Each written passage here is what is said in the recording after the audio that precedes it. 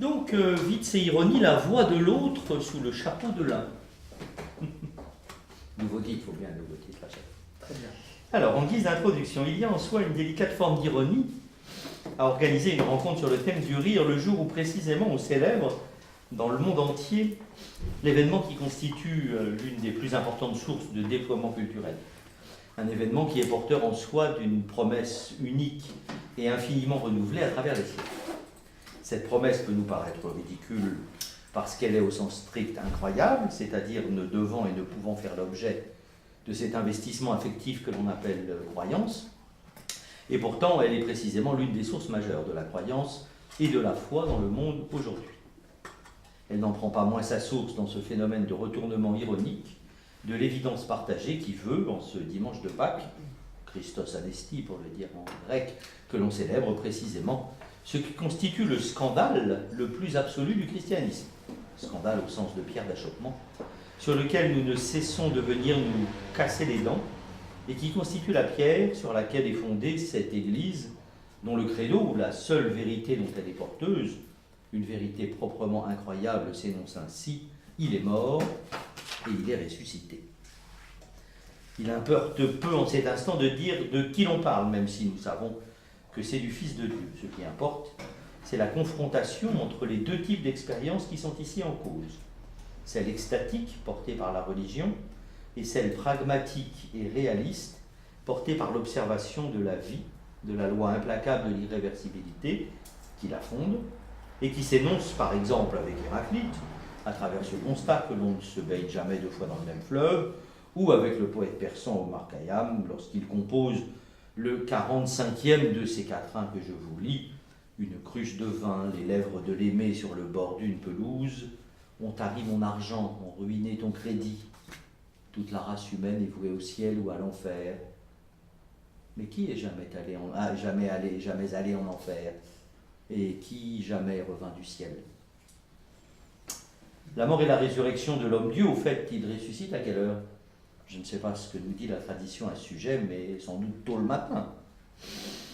Et donc il est susceptible d'être revenu parmi nous à cette heure.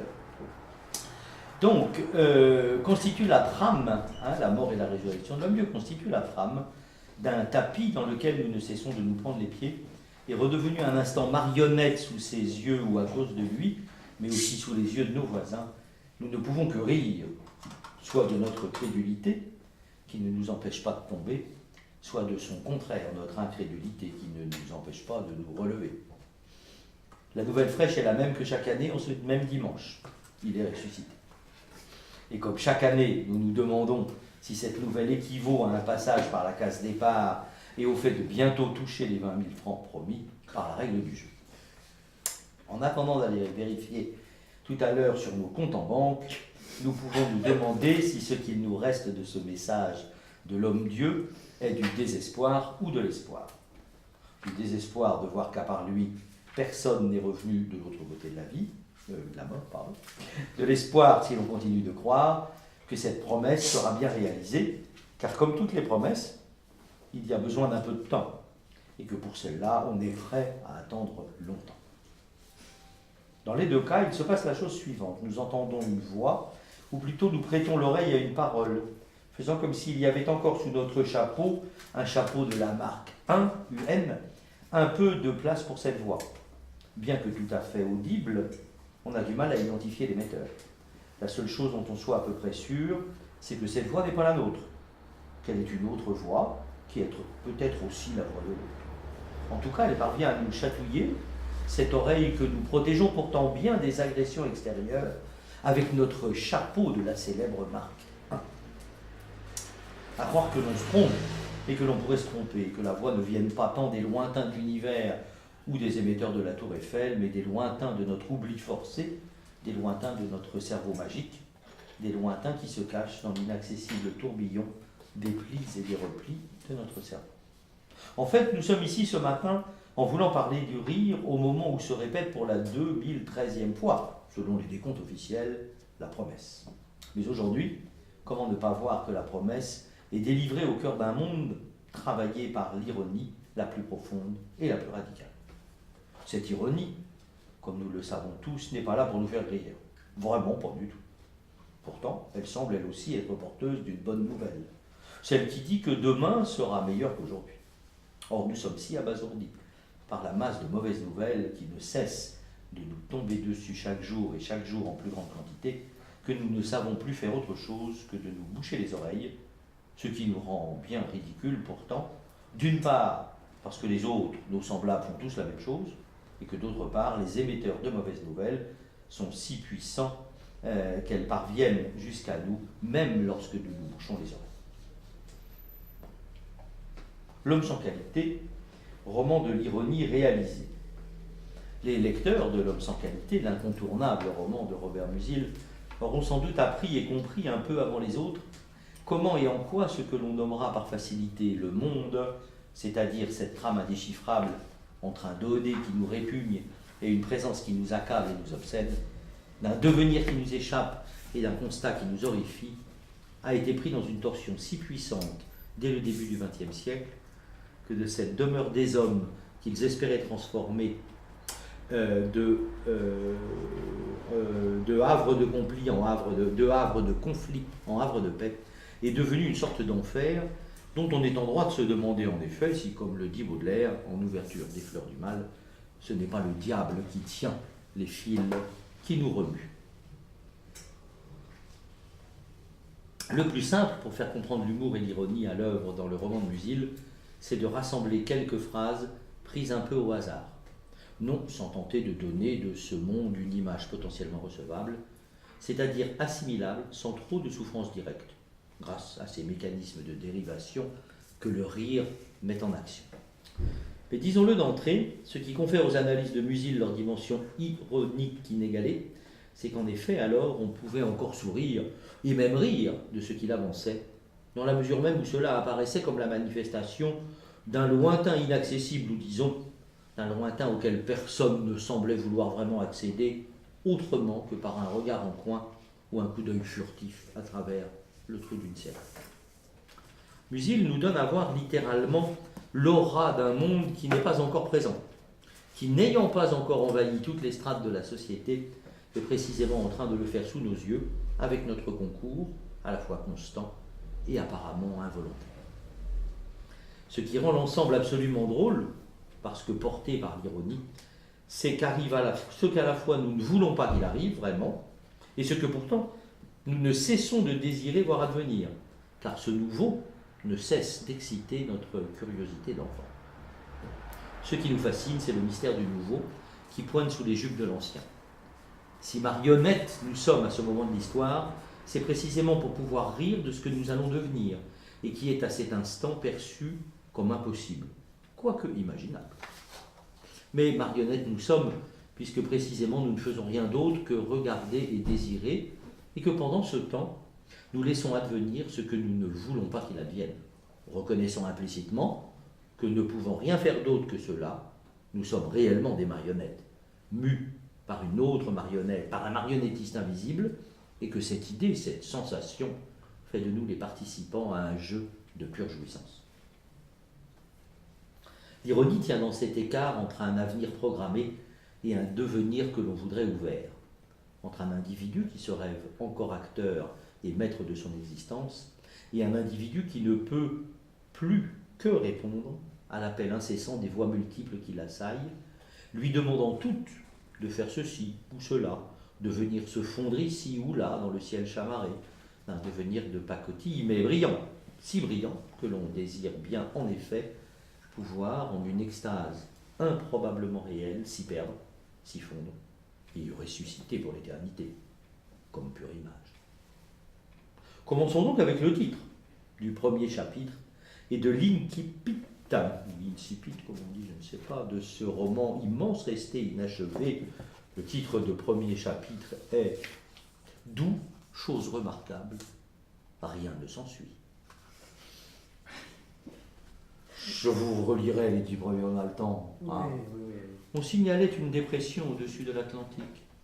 Elle se déplaçait d'ouest en est, en direction d'un anticyclone situé au-dessus de la Russie, et ne manifestait encore aucune tendance à l'éviter par le nord. Les isothermes et les isotères remplissaient leurs obligations. le rapport de la température de l'air et de la température annuelle moyenne, celle du mois le plus froid et du mois le plus chaud, et ses variations mensuelles apériodiques étaient normales. Le lever, le coucher du Soleil et de la Lune, les phases de la Lune et de Vénus et de l'anneau de Saturne, ainsi que nombre d'autres phénomènes importants, étaient conformes aux prédictions qu'en avaient faites les annuaires astronomiques. La tension de vapeur dans l'air avait atteint son maximum et l'humidité relative était faible. Autrement dit, si l'on ne craint pas de recourir à une formule démodée mais parfaitement judicieuse, c'était une belle journée d'août 1913. Passons au chapitre 7, où Ulrich,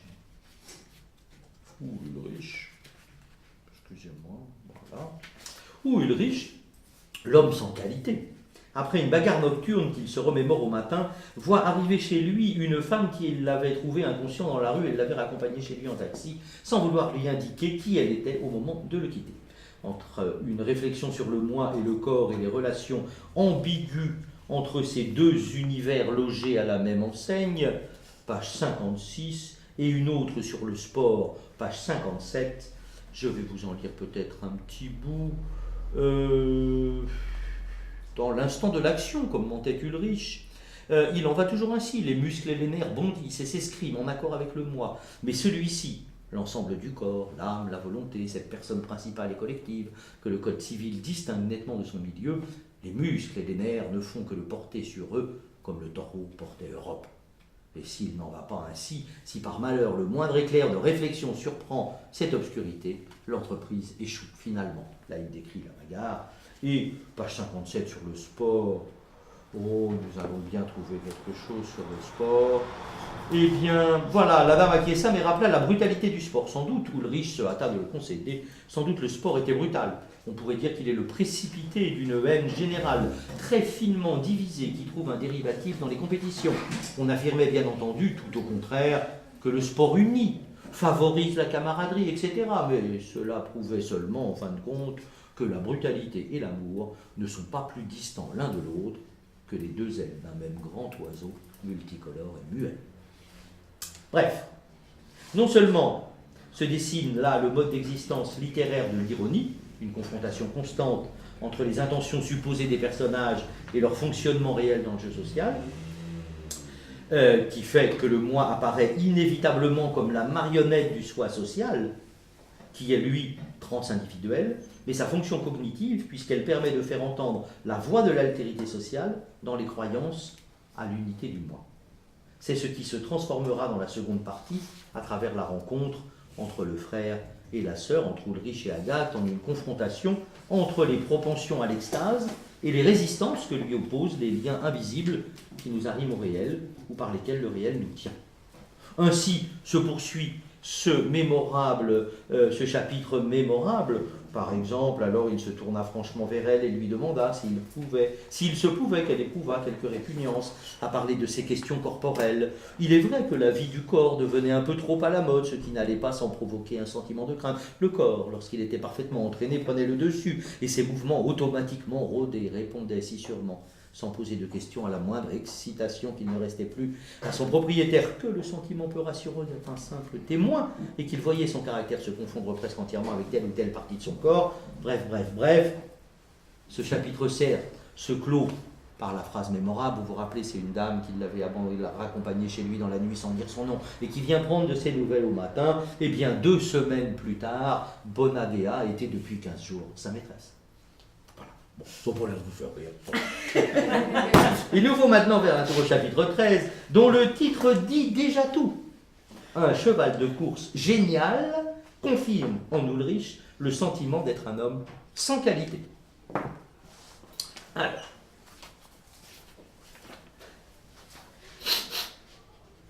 dans ce chapitre, par exemple, devient visible l'ironie du monde, ce que j'appellerais l'ironie du monde qui vient, et qui en l'année 1913, celle de l'action du roman, ou même dans les années 20 et 30, période de la rédaction du roman, donc tout ce roman-là tient en une seule année, ça commence en août 1913, nous l'avons vu, et ça devait se terminer le jour de la déclaration de la guerre de 14.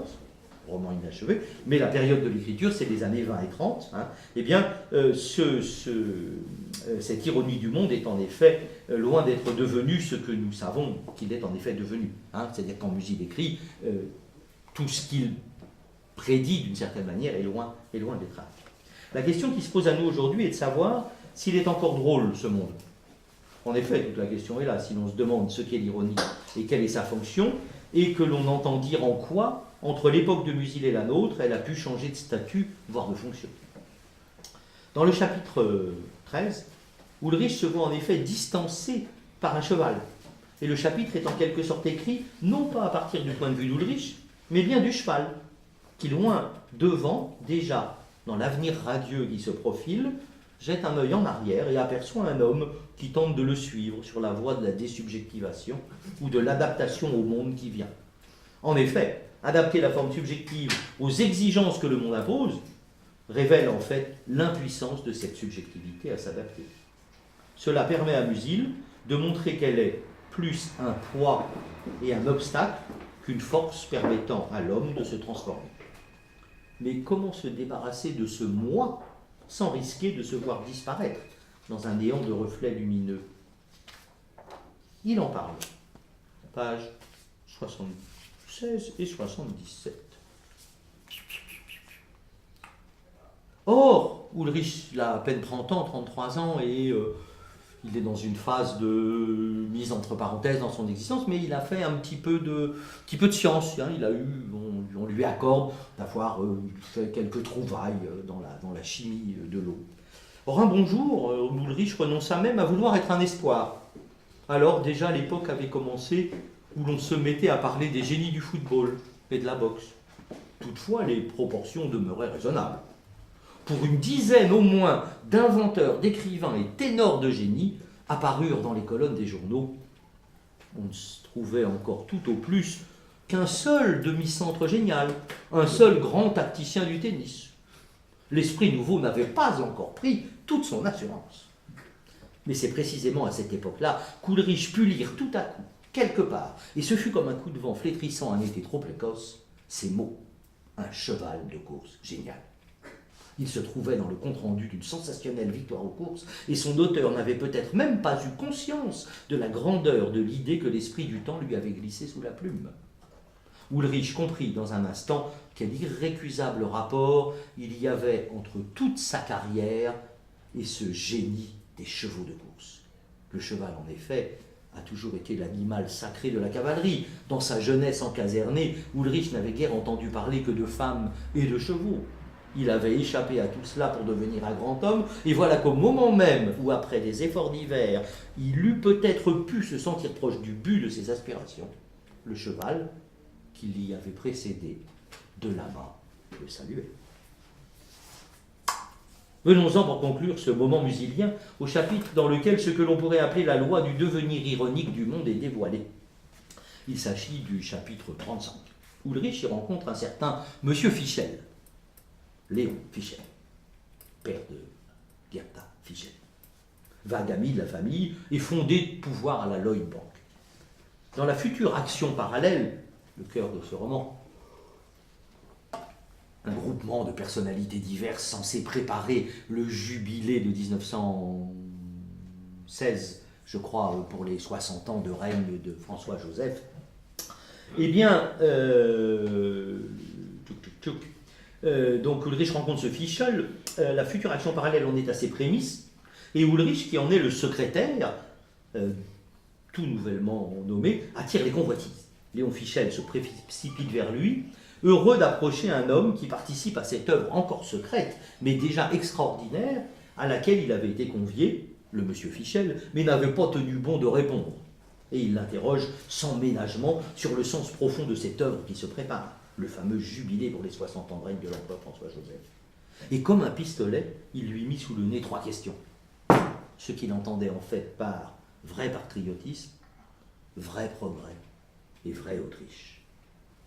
Voilà la réponse circonstanciée que lui fait Ulrich. Ulrich, brusquement arraché à son humeur et la prolongeant néanmoins, répondit sur le ton qu'il avait adopté depuis toujours avec Fischel: Le PDRI, le directeur Fischel répéta ingénument les 4 lettres et ne pensa pas tout de suite à une plaisanterie, car de telles abréviations, si elles n'étaient pas encore aussi nombreuses qu'aujourd'hui, avaient cependant déjà été répandues par les cartels et les trusts. Elles inspiraient confiance. Il se reprit pourtant. Pas de plaisanterie, je vous en prie, je suis pressé, j'ai une conférence. Le principe de raison insuffisante, répéta Ulrich. Étant philosophe, vous devez savoir ce que l'on entend par principe de raison suffisante. Malheureusement, pour tout ce qui le concerne directement, l'homme y fait toujours exception. Dans notre vie réelle, je veux dire dans notre vie personnelle, comme dans notre vie historique et publique, ne se produit jamais que ce qui n'a pas de raison valable. Léon Fischel balança s'il devait ou non répliquer. Monsieur le directeur Léon Fischel de la Lloyd Bank aimait à philosopher. Il y a encore des hommes de cette espèce dans les professions pratiques. Mais il était vraiment pressé. C'est pourquoi il répliqua. Vous ne voulez pas me comprendre, je sais ce que c'est que le progrès, je sais ce qu'est l'Autriche, et je sais probablement aussi ce qu'est le patriotisme. Mais peut-être ne puis-je me représenter exactement ce que sont le vrai progrès, la vraie Autriche et le vrai patriotisme. Voilà ce que je vous demande. Bon, répond Musil. Savez-vous ce qu'est une enzyme ou un catalyseur? Léon Fischel leva la main comme pour se protéger. C'est quelque chose qui ne fournit, poursuit Ulrich, qui ne fournit aucune contribution matérielle, mais qui met en branle un processus. L'histoire doit vous avoir appris que la vraie foi, la vraie morale, la vraie philosophie n'ont jamais existé. Néanmoins, les guerres, les brutalités, les atrocités qui se sont déchaînées pour elles ont transformé fructueusement le monde. Un autre jour, protesta Fischel, et il essaya de jouer la sincérité. Écoutez, je devrais m'occuper de cette histoire, etc., etc. Que nous dit le PDRI? Que le possible, et parfois, ou souvent en tout cas, est en train de devenir, par bien des aspects, plus réel que le réel. Et que c'est en adoptant d'une manière constante le point de vue du possible que cette opération générale de distanciation ironique, qui constitue l'arme la plus puissante de ce roman, peut être mise en œuvre.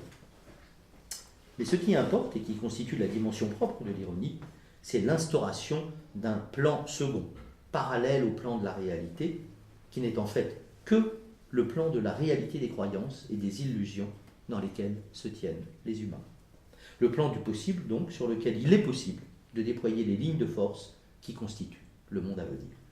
Un troisième plan se construit alors, non pas à la croisée des deux, ils restent parallèles, mais entre eux, et qui est formé par la boucle de rétroaction, disons-nous ça comme ça, du possible sur le réel. Ce plan dessine, ce troisième plan, des lignes de fracture qui vont traverser la société, tant les forces du possible sont parfois incompatibles avec celles du réel.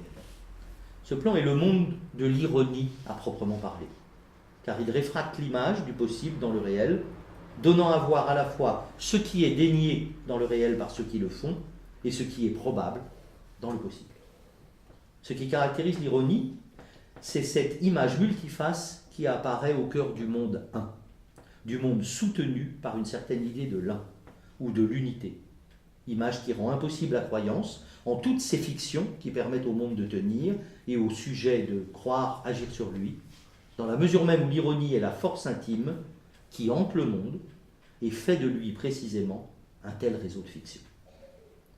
Pour le dire avec Sloterdijk, je cite, « Nous devons à Gotthard Günther la preuve du fait que la métaphysique classique, qui reposait sur le lien entre une ontologie monovalente, être est, non-être n'est pas, et une logique bivalente, vrai n'est pas faux, faux n'est pas vrai, tertium non datur, mène à l'incapacité absolue de décrire de manière adéquate des phénomènes culturels comme les signes, les outils, les œuvres d'art, les machines, les lois, les mœurs, les livres et autres artifices. » On reconnaîtra dans l'enzyme glouton du PDRI l'une des incarnations possibles de ce tertium non datur qui nous fait tant défaut dans la pensée aujourd'hui encore.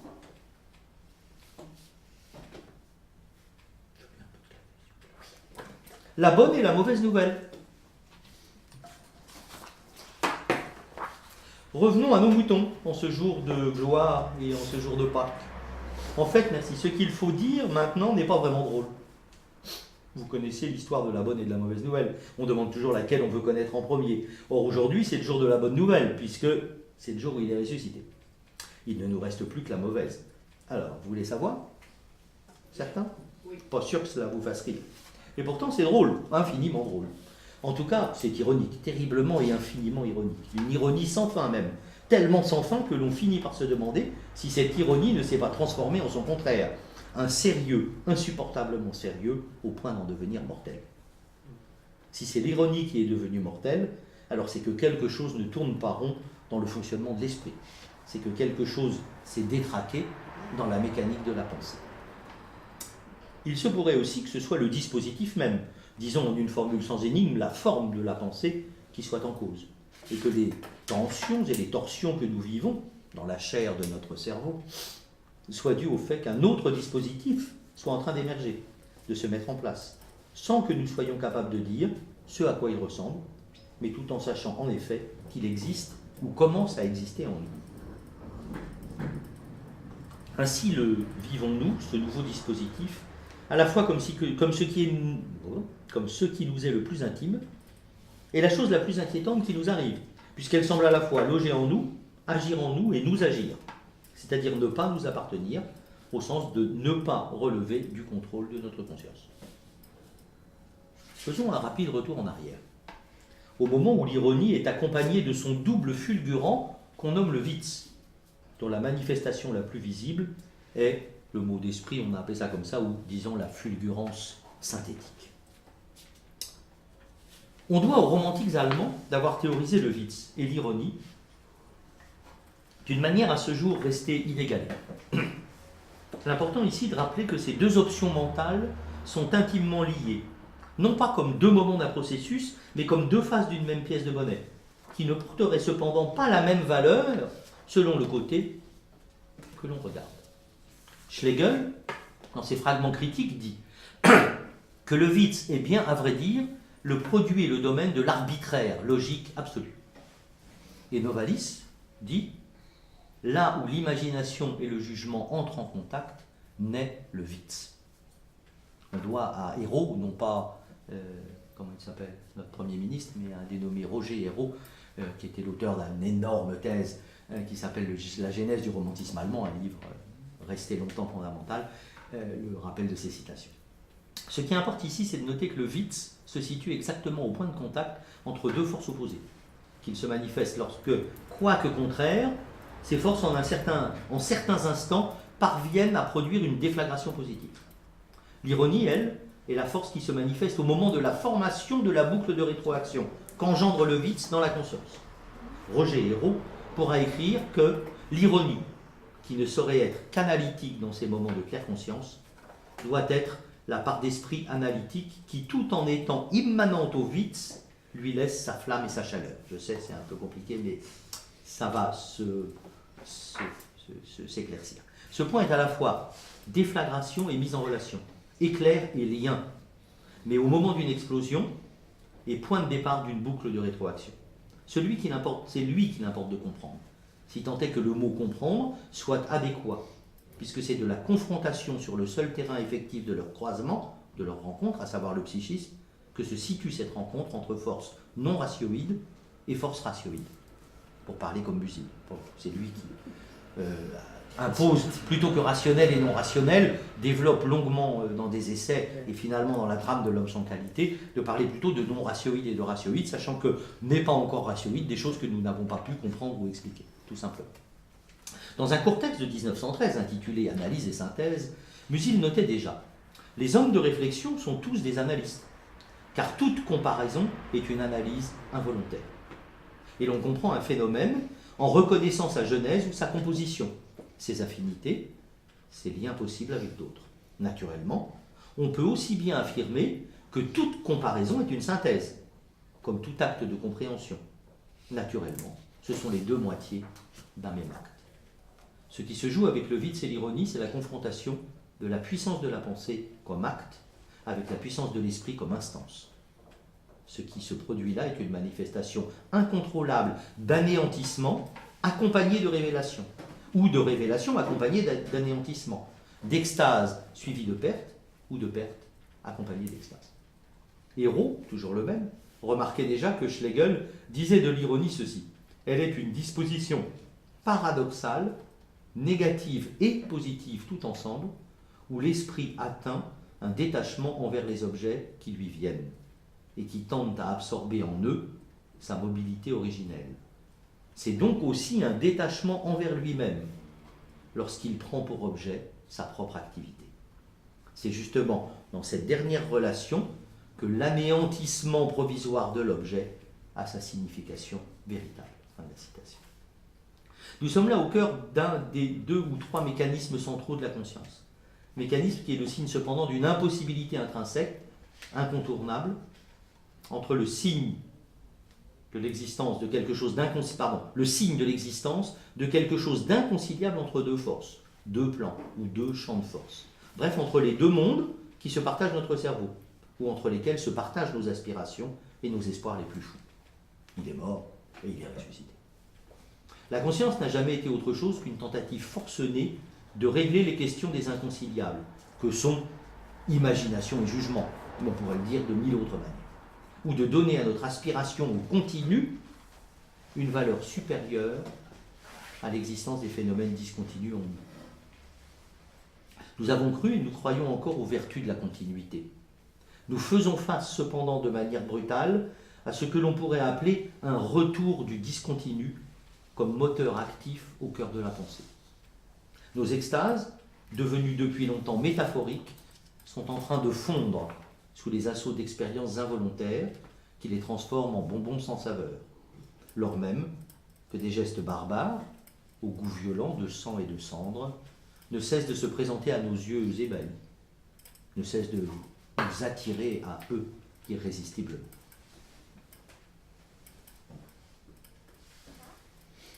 La promesse est le rire de la mélancolie. 2 points, ironie du sort, mortelle ironie. Revenons à nous, à aujourd'hui. Il y aurait 1000 manières d'entrer dans le vif du sujet, mais il y a une seule manière de parler d'ironie aujourd'hui, me semble-t-il, puisqu'elle est liée à ce qu'il nous faut appeler, avec précaution mais vigueur, l'absence de sens du monde. Il faut ajouter aussitôt que c'est là et là seulement que se situe la source secrète et pourtant avouée, avouable et pourtant toujours masquée du rire, et au-delà des soubresauts du diaphragme, aux attaques suaves, subtiles et ravageuses de l'ironie et du vice, attaques venant de l'esprit et portées inévitablement contre lui. L'ironie est le révélateur statutaire de toute crise de l'esprit. Et dans l'esprit, si l'on s'accorde un instant à faire de lui une entité quasi palpable, elle en est l'opérateur et le miroir, la pure forme et la déformation la plus monstrueuse. C'est bien parce qu'elle est le ressort secret de toute promesse, et avec elle de toute forme d'espérance, que l'on peut finalement, à travers elle, synthétiser aussi le cœur de toute promesse. La coïncidence entre révélation et déclin, entre extase et connaissance, entre perte de soi et aboutissement à soi, entre vision et geste. Toute nouvelle tente de se mesurer à la bonne nouvelle. Puisque nous sommes du côté des romantiques allemands, choisissons comme formulation de la synthèse ironique du dépassement de l'ironie qu'évoque Kleist à la fin de ce texte incomparable qu'est Sur le théâtre de marionnettes. Écoutons simplement la fin, sans revenir, car cela nous mènerait vraiment trop loin, sur l'ensemble de cette nouvelle ou de cet essai, puisque c'est un peu des deux. Je ne vous raconte pas l'histoire, je dis c'est juste la fin donc, du théâtre de marionnettes. Quand, étonné, je me présentais devant lui, l'ours s'était dressé sur ses pattes arrière, le dos appuyé à un poteau auquel il était attaché. La patte droite levée, prête à riposter, et il me fixait dans les yeux. C'était sa position d'escrimeur. Je crus d'abord que je rêvais de me voir confronté à pareil adversaire. Mais non, attaquez, attaquez, dit M. de G. Essayez de lui donner une leçon. C'est une histoire d'escrimeur, vous avez compris. Un peu remis de mes émotions, je me ruais sur lui, la rapière à la main. L'ours fit un très bref mouvement de la patte et para mon attaque.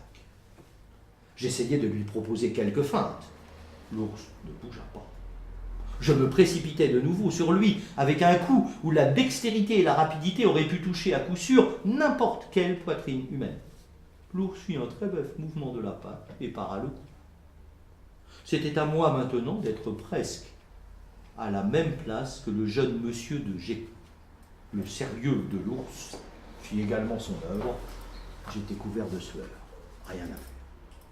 Ce n'est pas seulement que l'ours comme le meilleur bretteur du monde, parait tous mes coups, c'est qu'il ne voulait pas, contrairement à tous les escrimeurs de la terre, entrer dans mes feintes. Droit dans les yeux, comme s'il lisait directement dans mon âme, il se tenait devant moi, la patte prête à frapper, et lorsque mes attaques étaient feintes, il ne bougeait pas d'un pouce. Croyez-vous cette histoire? Évidemment, m'écriai-je en approuvant joyeusement. Je la croirais de quiconque, tant elle est vraisemblable, à plus forte raison venant de vous. Eh bien, mon excellent ami, dit Monsieur C., vous êtes désormais en possession de tout ce qui est nécessaire pour me comprendre.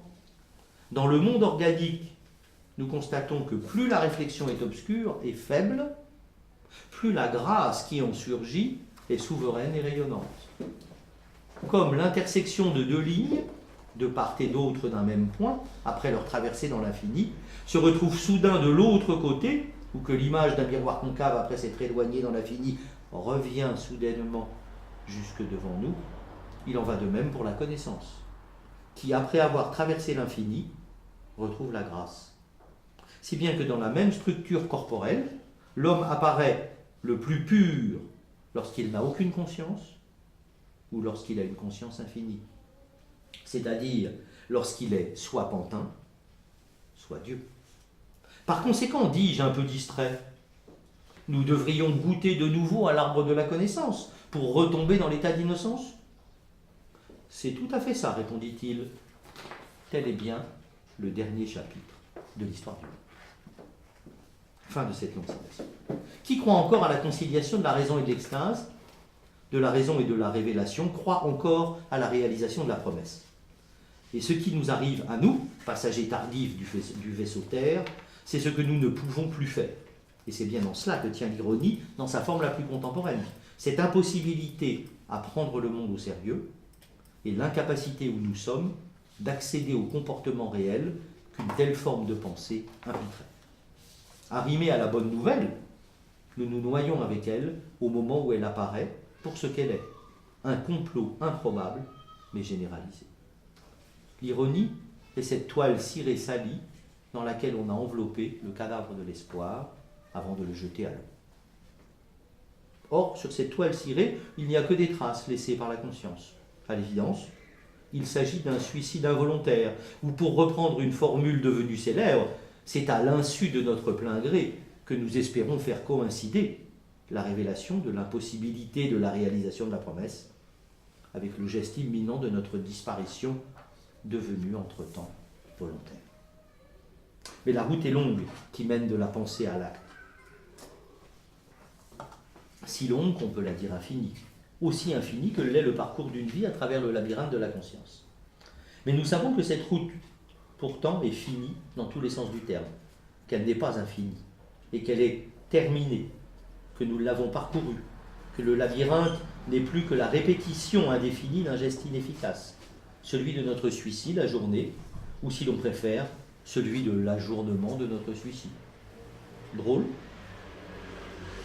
L'ajournement tient en une formule que Enrique Villamatas a su exprimer en mode ironique, puisqu'il s'agit d'une de ces synthèses dont on a vu quel est le mode majeur par lequel l'ironie se manifeste à nous et en nous. Dans son livre « Paris ne finit jamais », un livre dont l'ironie constitue en quelque sorte le thème initial, celui-ci écrit donc: « Je disais souvent que je ne supportais pas la vie et que je désirais plus que tout mourir. Au fond, un truc pour éviter d'avoir à accepter cette humiliation qu'après la mort de Dieu, tu n'étais plus personne, m'a expliqué plus tard de Montevideo, la ville de Lautréamont, l'ami intelligent, l'ami Raoul Escar. » Fin de la citation. Devenue une tarte à la crème incroyablement indigeste, cette mort de Dieu n'en finit pas de nous clouer, sinon à la croix de nos passions vaines, du moins à la croisée des chemins, transformant les voyageurs intersidéraux que nous sommes devenus en poteaux indicateurs. Mais pour quels autres voyageurs? Avec ce Dieu qui n'en finit pas de mourir. C'est la promesse qui s'étiole et qui, tombant en poussière, nous emporte avec elle dans sa chute silencieuse et belle, belle et douce. Souriez, vous êtes filmés. Et avec cet étiolement de la promesse, c'est la possibilité de voir à nouveau coïncider en nous l'extase et la chute qui s'éloignent et commencent à s'effacer d'ailleurs dans les lointains d'un ciel sans retour. Mais l'absence de retour ce n'est pas celle que l'on connaît lorsque l'on part droit devant, avec en tête l'idée de ne jamais revenir au point de départ. L'absence de retour que nous vivons est celle de ces cosmonautes dont parlait Ballard dans certaines de ses nouvelles, ces cosmonautes qui sont morts dans des fusées que l'on ne parvenait plus à faire revenir sur Terre et qui tournaient en vain autour de la Terre, en une courbe parfaitement mortelle.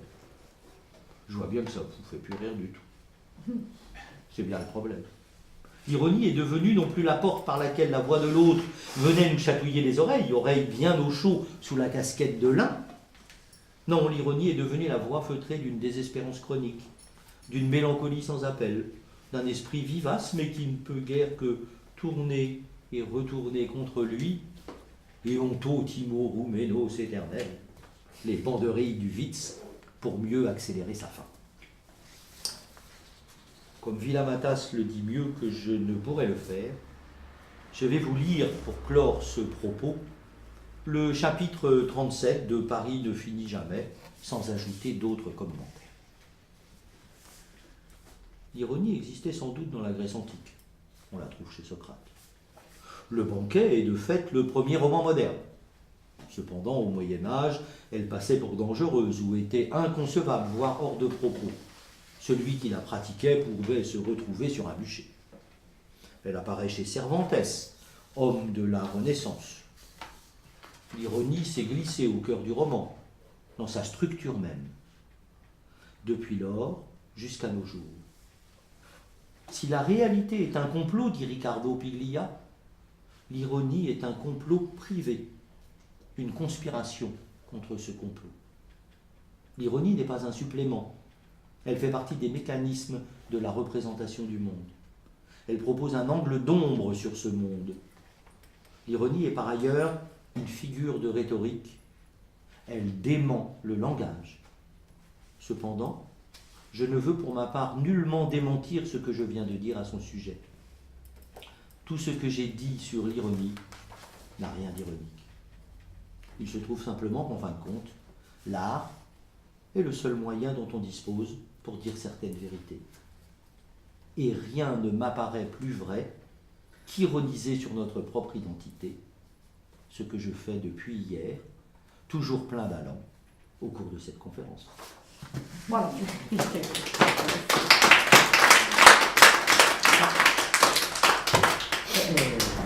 Merci Jean-Louis Pellegrin pour cet exposé très riche, très précis, qui nous force à penser là dès le matin. Alors Jean-Louis, je vais reprendre quelques points sur ton parcours et principalement parce que je veux être un petit peu concise et pas m'étendre, mais à propos de l'ironie que tu développes et de l'humour que j'ai envie de mettre en regard par rapport à ce que dit Freud. J'en reviens là, puisque pour moi c'est une façon de penser l'ironie qui est assez éclairante, y compris dans le temps, dans le siècle, y compris dans ce qu'annonce Musil et y compris dans l'actuel. Voilà. En gros, Freud fait cette distinction très simple, en tout cas qui est opérationnelle, qui permet de penser, je trouve, les choses de façon assez intéressante. Il oppose l'ironie à l'humour. En fait, il fait de l'ironie quelque chose lié à une posture assassine, absolument assassine. Je vais en développer un tout petit peu. Et l'humour, il en fait une posture, il la décrit comme une posture du côté d'un deuil accompli. Voilà. Donc c'est très intéressant cette distinction. On pourrait aussi ajouter le cynisme et la dérision, si on se mettait à nuancer ces termes. Mais je m'en tiens à ironie et humour, puisque à partir de là, ce que tu développes sur l'ironie, justement, en disant que ce qu'elle devient, parce que tu parles du devenir de l'ironie, tu dis qu'elle est devenue quelque chose, en disant que tout d'un coup, ça devient tellement sérieux que ça en est mortel. Je pense que je te cite, il me semble que tu as dit ça, et tu parles, c'est une très belle expression, je ne sais pas si avec toi, mais du cadavre à un moment donné, je ne sais plus comment tu appelles ça, bref, tu parles de mort, en fait, à un moment donné, dans ton exposé, de quelque chose qui se révèle comme un cadavre, hein, quelque chose de cadavérisé. Bon. Le cadavre de l'espoir. Voilà, le cadavre de l'espoir. Bon, c'est très bien, c'est une image assez forte. Je pense qu'à partir de ce que nous dit Freud, on comprend mieux comme quoi la posture ironique est fondamentalement, je crois, liée à une dénonciation de la promesse. C'est justement ce qui n'est absolument pas supporté. C'est-à-dire qu'il y a bien une promesse, il y a bien l'ordre des illusions, il y a bien une attente idéale, hein, qui est démentie par l'actuel, bien sûr, on est tous là, et que l'ironie, justement, ne la supporte pas. Ne supporte pas ce démenti opposé à la promesse. Alors que l'humour, justement, est une posture qui se décale, qui se détache et qui accepte, hein, justement, le deuil, je dirais, de l'idéal. Voilà. L'humour est une sortie de la mélancolie. C'est ce que j'ai envie de dire. C'est-à-dire que l'humour est une issue, justement, hors de la déception. Voilà. C'est-à-dire que l'humour règle la question de la déception, hein, mais dans un vrai détachement avec la déception, alors que l'ironie, non. Et c'est justement, je crois, là où l'ironie est liée de structure, je dirais, à la mélancolie. C'est-à-dire que l'ironie, hein, signe, et le signe, et signe aussi quelque chose d'une attitude fondamentalement mélancolique. Non pas forcément d'une mélancolie de structure, mais d'une mélancolie transhumaine, je dirais, c'est-à-dire qui est le fait, hein, pour tous, d'avoir affaire avec l'objet perdu. Voilà, hein, de toujours. Bon. Et on peut dire que sur ce plan, nous sommes tous, j'allais dire, mélancoliques. Voilà, puisqu'on a tous affaire à cette affaire de l'objet perdu, c'est-à-dire d'avoir quitté, hein, le paradis de l'enfance, on pourrait dire, d'être bouté hors du un. Voilà, hein, hors du un idéal, hors de la symbiose, hors de... Voilà, bon.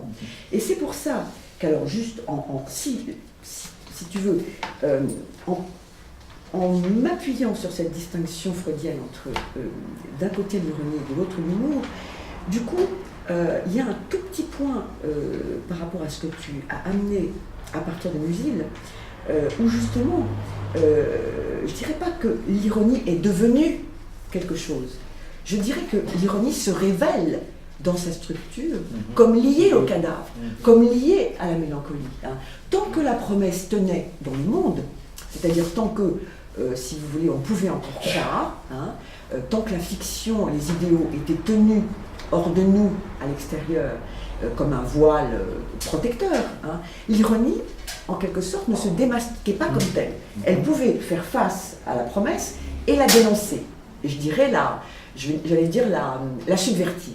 À partir du moment où cette promesse elle-même s'est révélée comme à l'état de promesse, c'est-à-dire à l'état d'illusion pure, l'ironie, tout d'un coup, n'a plus de grain à moudre. C'est-à-dire qu'elle se retrouve, je dirais, démasquée comme ironie elle-même. Et donc, tourne à vide. Hein. C'est-à-dire n'a plus son objet, perd son objet. C'est-à-dire que l'ironie perd son objet. Et à ce moment-là, elle se révèle dans sa pure vacuité, c'est-à-dire dans... c'est comme si tout d'un coup c'était le dévoilement suprême, hein, si on peut dire, voilà, ultime de quelque chose, et que du coup, à ce moment-là, qu'est-ce qui apparaît? En effet, le cadavre, en effet, hein, c'est-à-dire l'objet comme cadavérisé, voilà. Et c'est ça que je trouve intéressant dans cette posture de l'ironique, hein, c'est-à-dire de l'homme ironique, enfin, voilà, c'est que à partir de là, on voit que la posture ironique est fondamentalement mélancolique. Et c'est ça qui se révèle. Là, et Musil se révèle comme mélancolique du coup. Hein, c'est vraiment, là, tout d'un coup, ça devient pour moi clair à ce moment-là. Hein. Et j'opposerai du coup, c'est là où aussi, par rapport à l'humour et au Witz, freudien aussi, que Freud a bien sûr théorisé, repris par Lacan, mais que du coup, dans le Witz, ce qui apparaît, c'est que, eh bien, il y a dans le Witz comme formation de l'inconscient, hein, voilà, eh bien, il y a donc à partir du Witz quelque chose, je dirais, d'heureux. C'est-à-dire que si je dis que l'humour est une sortie du deuil, le Witz, c'est-à-dire le trait d'esprit, vient comme surprise, c'est-à-dire comme réenchantement. justement. Ce qui est l'inverse absolu de l'ironie. Hein, l'ironie qui trahit le désenchantement. D'accord ?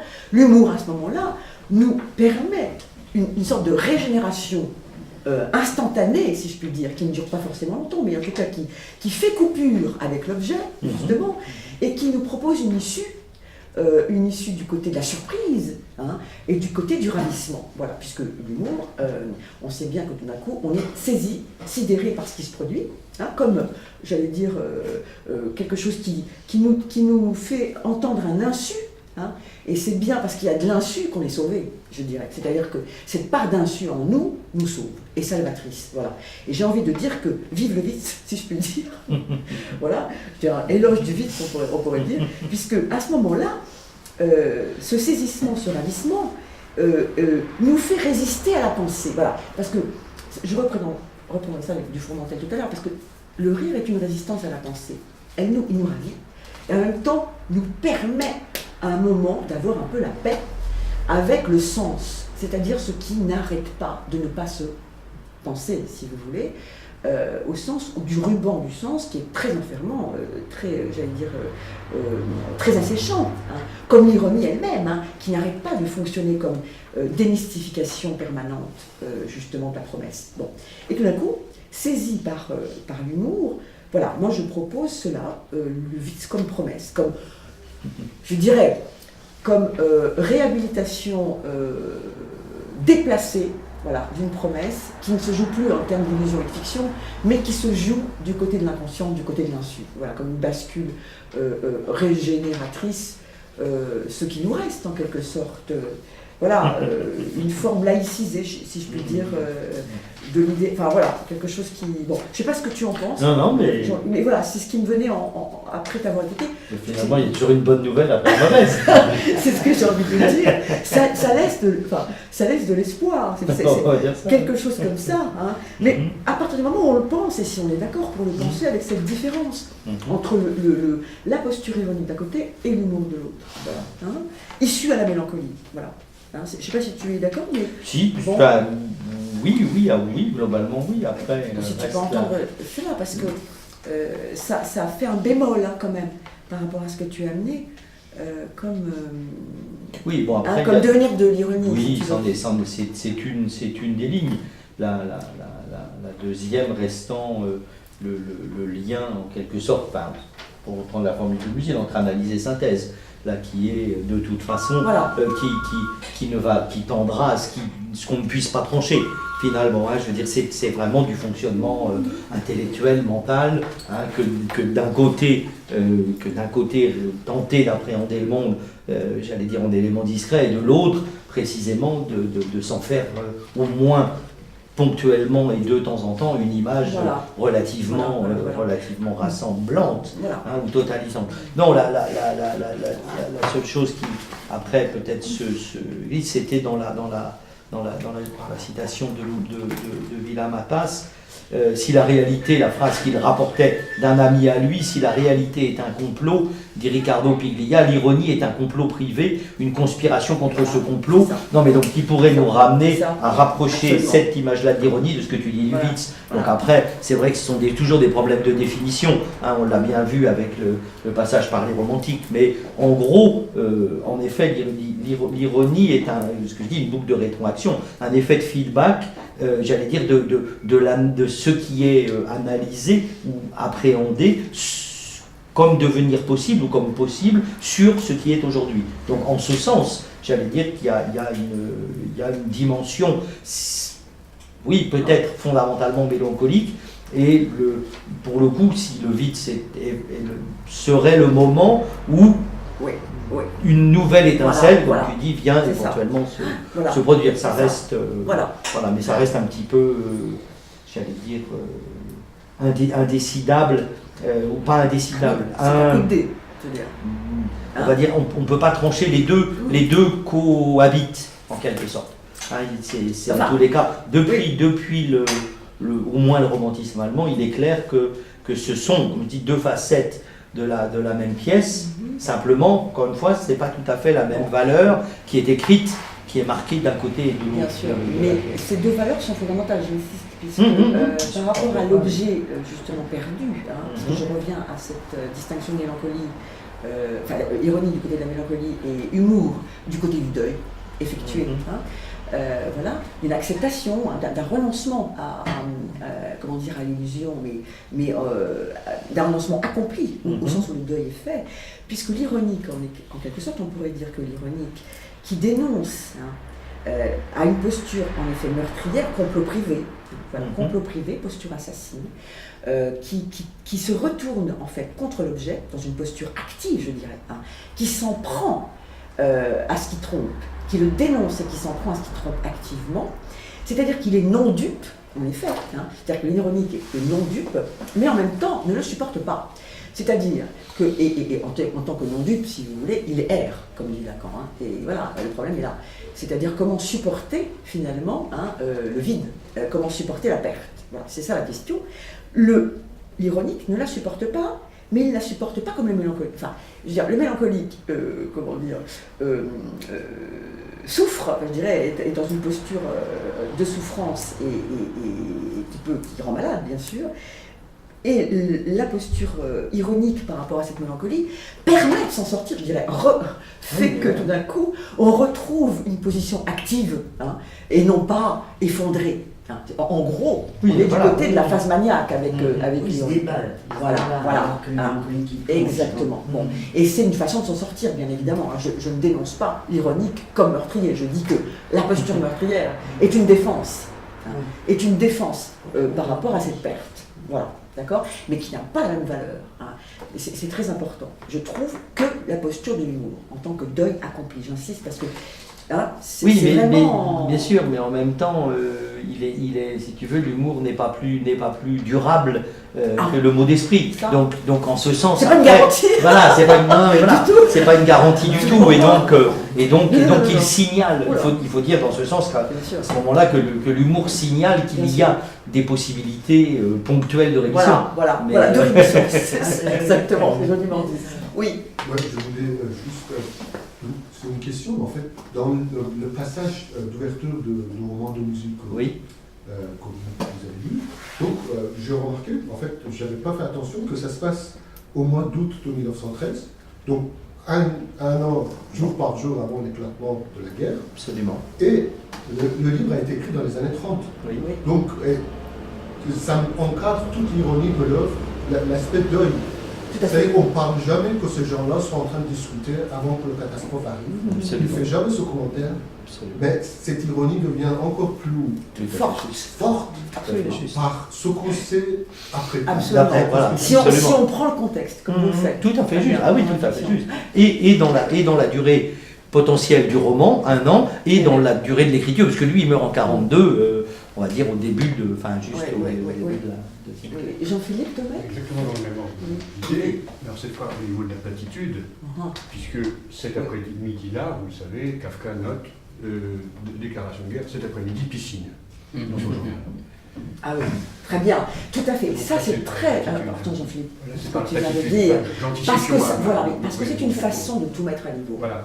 Et du coup, en fait, c'est tout à fait lié à la posture ironique. Et comme le mélancolie d'ailleurs. C'est-à-dire que tout se met au même niveau, il n'y a plus, plus rien qui vaut plus qu'autre chose. Et c'est vraiment là, en effet, qu'on voit, ça me fait penser au bouquin de, comment s'appelle-t-elle, qui a écrit sur la mélancolie. La posture mélancolique, elle le relie à une forme rhétorique très particulière, les mégariques. Voilà, les mégariques. Et les mégariques, c'est par excellence cette façon de mettre à niveau. C'est-à-dire qu'il n'y a aucune issue dans une logique qui tourne en rond, en fait, et où le mélancolique est enferré là-dedans. D'accord ? Et c'est bien ça qui est si déprimant quand on écoute les mélancoliques. C'est que quoi qu'il arrive, ils vont vous tenir le discours. Ils pourraient faire ça, mais à quoi bon ? C'est-à-dire qu'il y a quelque chose qui désamorce toute vitalité. En fait, ce que tu dis, ça participe d'une dévitalisation.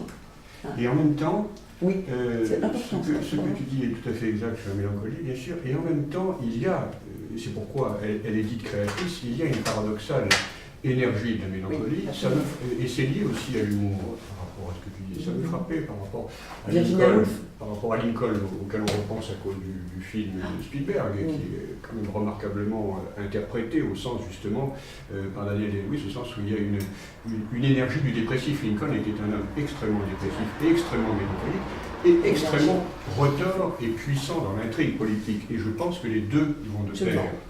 Comme s'il fallait fuir la mélancolie qui flambait derrière. Oui, oui, et son oui, humour oui, est constant par rapport à cela. Tout à fait. Mais ce que tu dis, avec l'humour de la platitude. Ces gants auraient dû rester sur le dos. C'est ça. Je pense que ce qui fait l'énergie du mélancolique, c'est le meurtre. C'est-à-dire, c'est la phase maniaque. Hein, comme je reprends là ce que dit, enfin, voilà, tous les travaux qui ont été faits là-dessus. C'est-à-dire que la phase maniaque est une posture meurtrière. Hein, toujours. Hein, il y a une remontée en selle du mélancolique. D'accord ? Toujours aiguillonné par le fantasme meurtrier. Voilà. Hein. Et ce qui le fait chuter, c'est que, ok, il y a du meurtre, il y a un meurtre qui s'accomplit, mais quoi faire du corps ? Ce qui embête le mélancolique, c'est qu'il ne sait pas quoi faire du corps. Voilà. Il faut bien faire quelque chose, et là, il y a quelque chose qui ne marche pas pour le mélancolique. Voilà. Il ne peut pas faire son deuil. Il peut mettre à mort, mais il ne peut pas se débarrasser du corps, si vous voulez. Voilà. Et après, il y a les accusations qui tombent. C'est-à-dire que ce qui fait la dépression, c'est aussi les auto-accusations. Hein. Voilà, d'accord ? Bon, c'est... Voilà. Merci, On suit. C'est pas très drôle, mais bon. Oh, n'exagérons rien. Allez, au suivant. Adrien.